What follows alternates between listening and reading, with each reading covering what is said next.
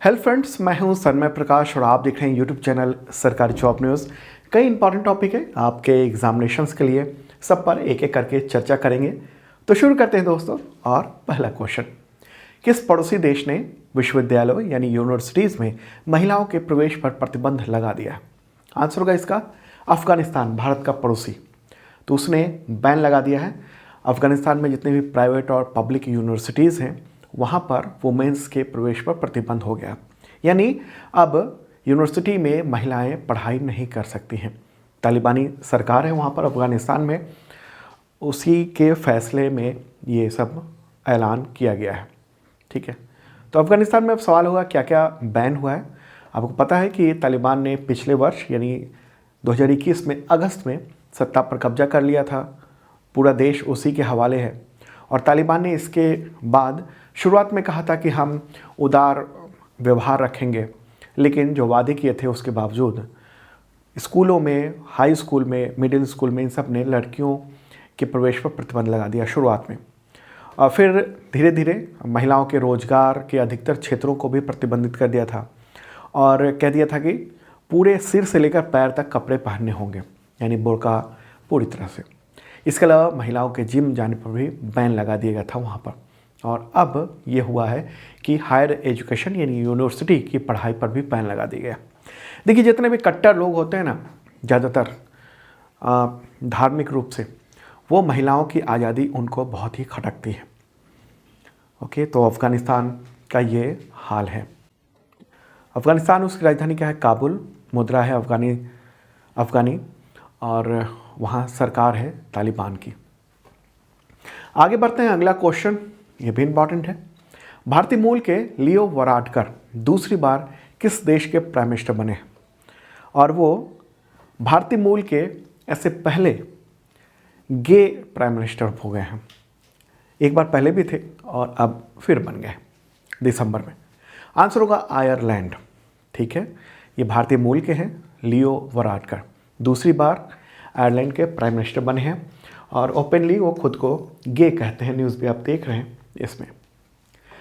सबसे पहले 2017 में प्राइम मिनिस्टर चुने गए थे, समलैंगिक हैं, उन्होंने ओपनली वो कहते हैं इस बात को, और इसी के साथ वो भारतीय मूल के पहले समलैंगिक प्राइम मिनिस्टर कहे जाएंगे। ओके, आयरलैंड में एक बार देख लेते हैं आयरलैंड कहाँ पर है मैप में। तो ये रहा प्यारा भारत और आयरलैंड है यूरोपीय देश। तो अब चलते हैं यूरोप की ओर और ये यहाँ पर रहा यूरोप पूरा इलाका। ठीक है, उसी में ये आयरलैंड है यूनाइटेड किंगडम के ठीक बगल में। ओके, और जूम करते हैं इसे तो ये आप देख रहे हैं यहाँ पर ये यूनाइटेड किंगडम है। नॉर्दर्न आयरलैंड जो है वो यूनाइटेड किंगडम का हिस्सा है और ये आयरलैंड कहेंगे यहाँ पर। ओके, नॉर्थ पैसिफिक ओशन में ये देश है। तो वहाँ पर प्राइम मिनिस्टर को ताओसिच कहा जाता है। ओके, ऑफिशियली ताओसिच कहेंगे, आयरलैंड के ताओसिच यानी प्राइम मिनिस्टर। तो अब ये बन गए हैं लियो, भारतीय मूल के। देखिए 2020 में पिछली बार आयरलैंड में चुनाव हुआ था और चुनाव के बाद किसी पार्टी को बहुमत नहीं मिला था। तभी 3 पार्टियों ने मिलकर गठबंधन किया और सरकार बनाई और 3 में से 2 जो बड़ी पार्टी थी उसने ये तय किया कि आधे आधे वक्त के लिए अपने अपने प्राइम मिनिस्टर का पद रखेंगे। ठीक है, तो इससे पहले दूसरे व्यक्ति थे, अब 2.5 साल के लिए इनको बना दिया गया है लियो वराडकर को प्राइम मिनिस्टर। ठीक है, इनके बारे में और कुछ जानते हैं। ये देखिए, इनके पिता महाराष्ट्र यानी भारत में सिंधु दुर्ग के रहने वाले थे, सिंधु दुर्ग के। बाद में इनके पिता आयरलैंड चले गए और वहीं पर डबलिन में, यानी आयरलैंड की जो राजधानी है डबलिन, वहीं पर लियो वराडकर का जन्म हुआ। ठीक है, शुरुआत में इन्होंने मेडिकल की पढ़ाई की और फिर पॉलिटिक्स में इन्होंने अपने पार्टिसिपेट करना शुरू कर दिया। 24 साल की आयु में वो काउंसलर बन गए थे। 2007 में पार्टी का टिकट मिला, फाइन गेल पार्टी है, उसके टिकट पे चुनाव जीते और 2011 में पर्यटन और खेल मंत्री रहे वहाँ पर। 2014 में स्वास्थ्य मंत्री भी रहे आयरलैंड के। 2017 में फाइन पार्टी के प्रेसिडेंट चुने गए, पार्टी के अध्यक्ष बन गए और उसी वक्त सबसे कम उम्र के समलैंगिक पीएम बने वो। ठीक है, तो समलैंगिक क्या होता है? जो समलैंगिक मतलब गे, पुरुष को पुरुष से या महिला को महिला से आकर्षण हो तो वो समलैंगिक या होमोसेक्सुअल कहे जाते हैं। और इस स्थिति में सेम सेक्स वाले की ओर आकर्षित होते हैं वो लोग, ठीक है। तो आयरलैंड में जो है ना वो 1993 तक समलैंगिकता एक अपराध था, लेकिन फिर ये मामले में चर्चा हुई, समलैंगिकों ने वहाँ पर डिमांड की। 2013 में आयरलैंड में जनमत संग्रह करवाया गया था और फिर 2015 में समलैंगिक शादी गे मैरिज को मान्यता दे दी गई थी वहाँ पर आयरलैंड में, ठीक है। तो 2015 में ही लियो वराडकर ने कह दिया था कि हम समलैंगिक हैं, गे हैं, ओके। अब बात कर लें यूरोप में ख़ास तौर पर जो भारतीय मूल के प्राइम मिनिस्टर हैं उन सब के बारे में। तो 3 हैं इस वक्त। यूनाइटेड किंगडम के ऋषि सुनक, इनके पूर्वज जो हैं अविभाजित भारत से गए थे। दूसरे व्यक्ति हैं पुर्तगाल के प्राइम मिनिस्टर एंटोनियो कोस्टा और तीसरे आयरलैंड के प्राइम मिनिस्टर हैं लियो वराडकर। और भी कई देशों में भारतीय मूल के प्राइम मिनिस्टर हैं। तो यूरोप की बात कर रहे थे इसलिए यूरोप के बाकी तीनों के बारे में मैंने आपको बता दिया। आयरलैंड की राजधानी क्या है? डबलिन है। राष्ट्रपति कौन है? Michael D Hingis. मुद्रा क्या है? यूरो। और प्राइम मिनिस्टर तो आप देख ही रहे हैं, लियो वराडकर। चलिए आगे बढ़ते हैं, अगला क्वेश्चन लेते हैं, महत्वपूर्ण क्वेश्चन।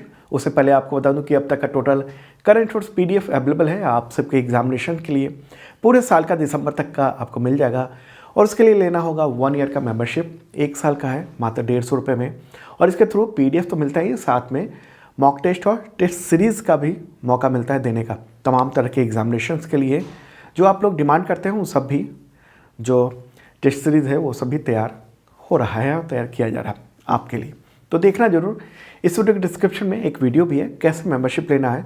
सरकारी जॉब न्यूज़ का जो ऐप है गूगल प्ले पर, वहाँ से आप इसके बारे में पूरा जान सकते हैं, देख सकते हैं, ठीक है।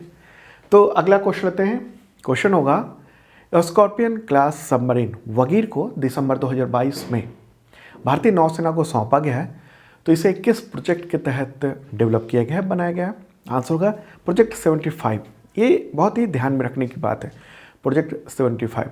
तो Mazagon Dock Yard Ship Builders Limited ने 20 दिसंबर को भारतीय नौसेना को ये स्कॉर्पियन क्लास, ये भी ध्यान रखना है कि किस क्लास का है, तो स्कॉर्पियन क्लास सबमरीन वगीर या कहें वागिर, तो उसको नेवी को सौंप दिया गया है। और उम्मीद ये है कि अगले साल यानी हो सकता है जनवरी 2023 में इसको कमीशन कर दिया जाएगा। कमीशन मतलब इंडियन नेवी के सेवा में ले आया जाएगा। तो अभी फ़िलहाल इसका ट्रायल होगा लगातार बहुत लंबे समय तक।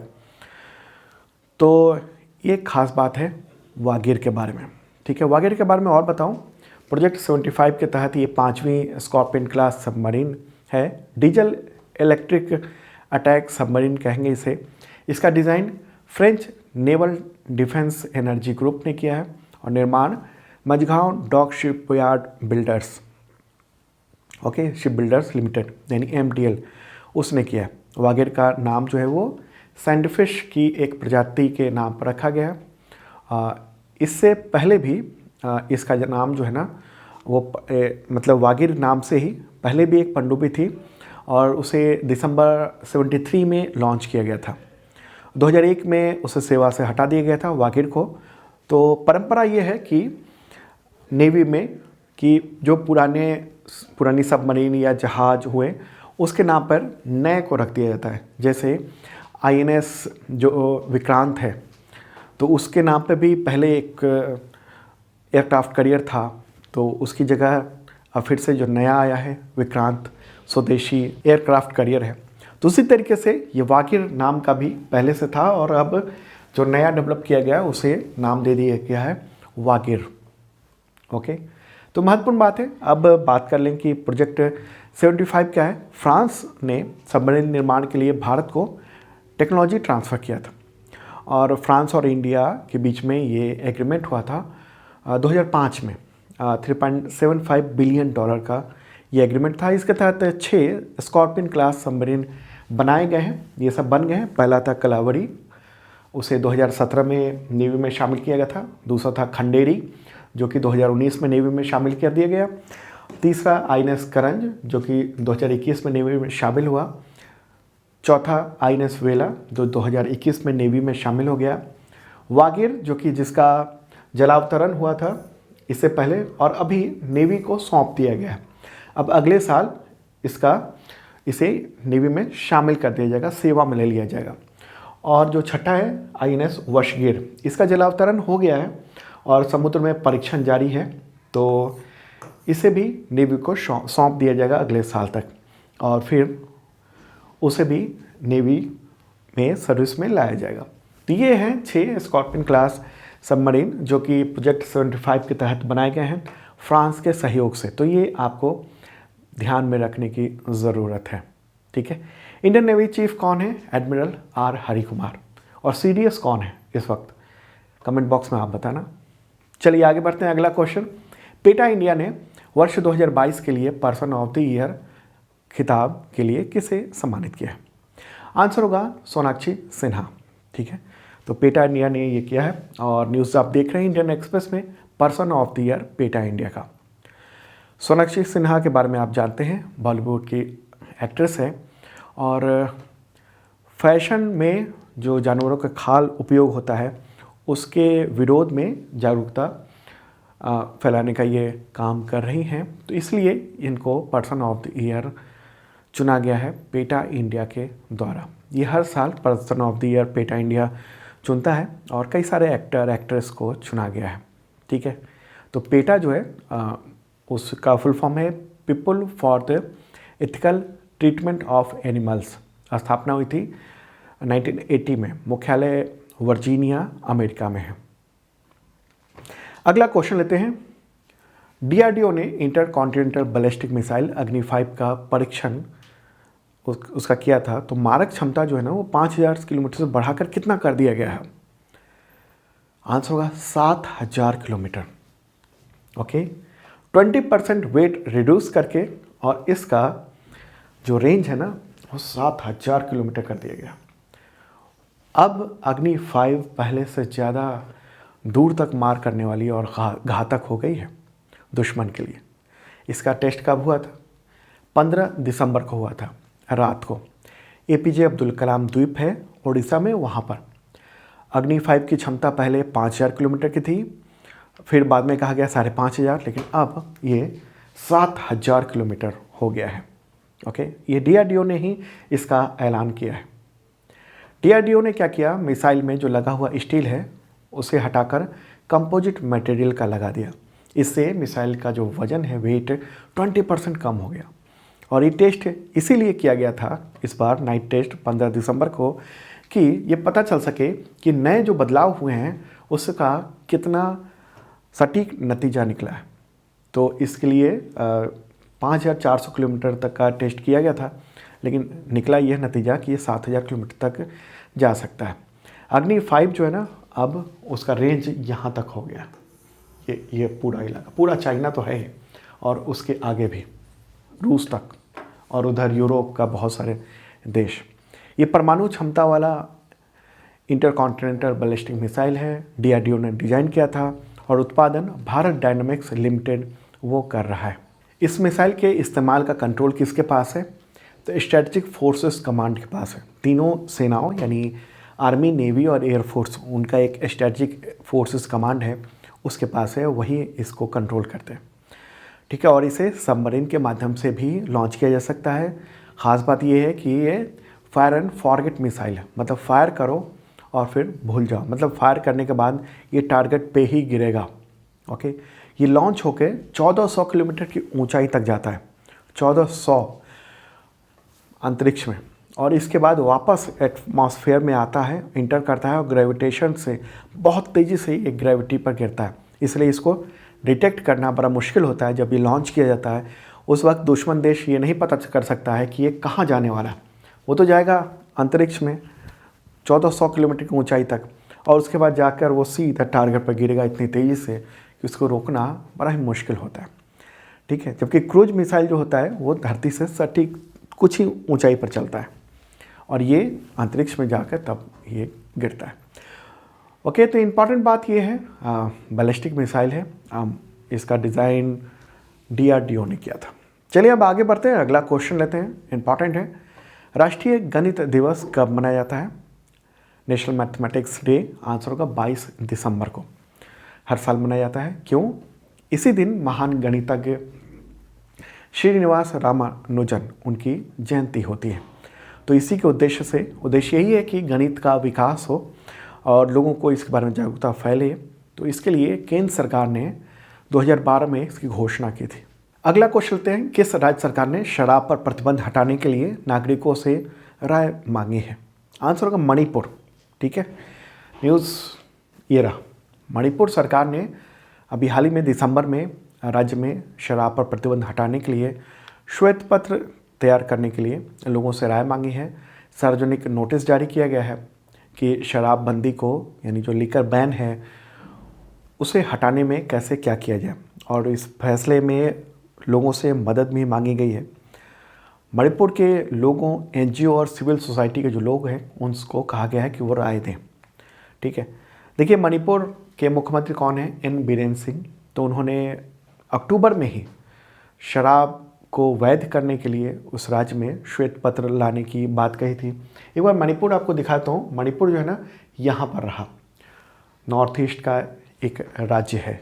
ओके, मणिपुर में 3 दशक से शराबबंदी है और उसको कुछ वक्त पहले आंशिक रूप से हटाने का फैसला लिया गया था और फिर ये तय हुआ कि अब इसको ख़त्म ही कर दिया जाए। हालांकि राज्य में, यानी मणिपुर में, बहुत सारे ऐसे गुट हैं, लोग हैं जो सरकार के इस फैसले का विरोध कर रहे हैं।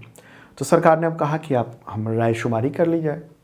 ओके, तो स्टेट कैबिनेट ने कहा है कि हम इन इलाकों में जिला मुख्यालय, पर्यटन स्थल, सुरक्षा शिविर और कम से कम 20 बिस्तरों वाले ठहरने वाले जो होटल हैं, वहाँ पर शराब बेचने की अनुमति दी जाए। मणिपुर में शराब बिक्री का इतिहास अगर हम कहें तो महिलाओं और बहुत सारे समूह के विरोध के बाद 1991 में, कब? 1991 में मणिपुर में शराब बेचने पर पाबंदी लगा दी गई थी। वहाँ पर उग्रवादी संगठनों ने भी शराब की बिक्री और सेवन पर प्रतिबंध लगा दिया गया था। हालांकि जो पारंपरिक रूप से शराब बनाने के लिए जो शेड्यूल्ड ट्राइब है, कुछ खास ट्राइब हैं, उनको अनुसूचित जनजाति के लोग हैं, तो उनको छूट दी गई थी, क्योंकि बताया जाता है कि उन शराब का उपयोग जो है वो दवाइयों के रूप में किया जाता है। तो कुछ ज़िलों में कुछ जनजातियों के लिए शराबबंदी हटाई गई थी 2002 में। ठीक है, लेकिन अब ये हो रही है बात कि ये शराबबंदी को ख़त्म ही कर दिया जाए। अब यहाँ पर सवाल होगा कि किन राज्यों और यूनियन टेरिटरी में शराबबंदी है, यहाँ पर शराब नहीं बेची जा सकती है। तो वो है गुजरात, दूसरा नागालैंड, तीसरा मिजोरम है, अभी तक तो है ही, कुछ दिन में ये ख़त्म हो जाएगा। चौथा बिहार है और पांचवा लक्षद्वीप, जो कि यूनियन टेरिटरी है। ठीक है, तो ये सब इम्पॉर्टेंट बातें हैं। और मणिपुर की भी बात करें, राजधानी क्या है? इम्फाल। गवर्नर कौन है? ला गणेशन। मुख्यमंत्री N बीरेन सिंह हैं। ओके, आगे बढ़ते हैं। अगला क्वेश्चन, सामाजिक प्रगति सूचकांक यानी सोशल प्रोग्रेस इंडेक्स 2022, उसमें किस राज्य अथवा केंद्र शासित प्रदेश ने पहला स्थान प्राप्त किया है? आंसर होगा पुदुचेरी। पुदुचेरी नंबर 1 पाया गया है। न्यूज़ आप देख रहे हैं। ओके, सामाजिक प्रगति सूचकांक, ये राज्य और केंद्र शासित प्रदेशों में जो बेहतर प्रदर्शन करते हैं उन सब के बारे में ये डेटा जारी किया गया है। और अगर हम बात करेंगे सबसे अच्छा प्रदर्शन किसने किया है, तो पुदुचेरी नंबर 1 है, दूसरे पे है लक्षद्वीप और तीसरे पे गोवा है।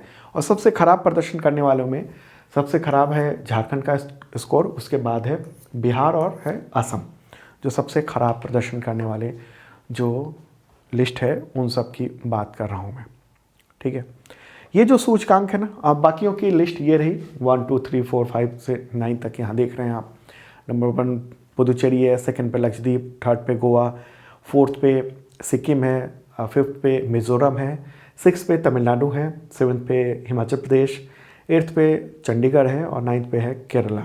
ठीक है, और बाकी इस तरह से अलग अलग पूरी लिस्ट है। लिस्ट इस वीडियो डिस्क्रिप्शन में मैं दे रहा हूँ, वो वहाँ से ले सकते हैं आप। ठीक है। ये जो सूचकांक है, इंडेक्स है, उसमें 36 स्टेट और केंद्र शासित प्रदेशों उन सबको मिलाकर ये बनाया गया है और इसमें 707 जिलों पर भी सर्वे किया गया है। किसने ये सर्वे किया है? तो अमेरिका स्थित एक संगठन है, अमेरिकन बेस्ड है, सोशल प्रोग्रेस इम्पेरेटिव, तो उसी ने तैयार किया है। और प्रधानमंत्री की जो आर्थिक सलाहकार परिषद है उसके चेयरमैन हैं विवेक देवराय, तो उन्होंने ही इस रिपोर्ट को जारी किया है इंडिया में। इस जो इंडेक्स है इसमें देश के राज्यों और जिलों के प्रदर्शन के अनुसार इसको तैयार किया गया है, राज्यों का सूचकांक ये, ठीक है। अब इसी से रिलेटेड अगला क्वेश्चन लेते हैं और क्वेश्चन ये होगा, सामाजिक प्रगति सूचकांक 2022 में किस जिले को पहला स्थान प्राप्त हुआ है? आंसर होगा आइजॉल, ठीक है। तो आइजॉल को पहला स्थान हुआ है मिजोरम, दूसरा है सोलन हिमाचल प्रदेश का, और तीसरा है शिमला हिमाचल प्रदेश का। तो सामाजिक प्रगति में, ओके। अब सवाल ये होगा कि जो इंडेक्स है इसको कैसे तैयार किया जाता है? तो ये देखा जाता है कि बुनियादी मानवीय जो ज़रूरतें हैं जैसे पोषण, स्वच्छ जल, व्यक्तिगत सुरक्षा ये कैसी है, मेडिकल सुरक्षा वहाँ पर, बेहतर जीवन शैली का आधार कैसा है, जैसे सूचना का पहुँच कितना बेहतर है, इंफॉर्मेशन, कम्युनिकेशन, पर्यावरण की गुणवत्ता कैसी है, इसके अलावा अवसर देने में प्रदर्शन जैसे व्यक्तिगत अधिकार, निजी आज़ादी, आधुनिक शिक्षा, ये सब कैसी है, इसी आधार पर यह तय किया जाता है। अब अगला क्वेश्चन लेते हैं, एशियाई विशालकाय कछुए को विलुप्त होने से बचाने के लिए देश के किस नेशनल पार्क में इस प्रजाति के 10 बंदी नस्ल के किशोर कछुओं को छोड़ा गया? आंसर होगा इसका इटंकी नेशनल पार्क, ये नागालैंड में है। तो उनको 10 कछुओं को छोड़ा गया है वहाँ पर नेशनल पार्क में, ताकि उनकी आबादी वो बढ़ सके। विलुप्त होने के कगार पर ये कछुए पहुँच गए हैं, ओके। एशियाई विशालकाय कछुए, इनके बारे में बताऊँ, ये मुख्य तौर पर एशिया के ये बड़े कछुए माने जाते हैं, ठीक है। और ये बांग्लादेश, इंडिया, इंडोनेशिया, मलेशिया, इन सब स्थानों पे ज़्यादातर ये पाए जाते हैं और विलुप्त होने के कगार पे पहुंच चुके हैं, ठीक है। तो दोस्तों ये था इंपॉर्टेंट करंट अफेयर्स। कैसा लगा कमेंट बॉक्स में आप बता सकते हैं, और मेंबरशिप देखना मत भूलना और शेयर कर दीजिए तमाम मित्रों को। जिन लोगों ने सब्सक्राइब नहीं किया उनसे अपील है ज़रूर करें, और बेल आइकन दबाना मत भूलें ताकि नोटिफिकेशन आपको वक्त पे मिल सके। अब मिलते हैं कल ताज़ा तरीन कंटेंट के साथ।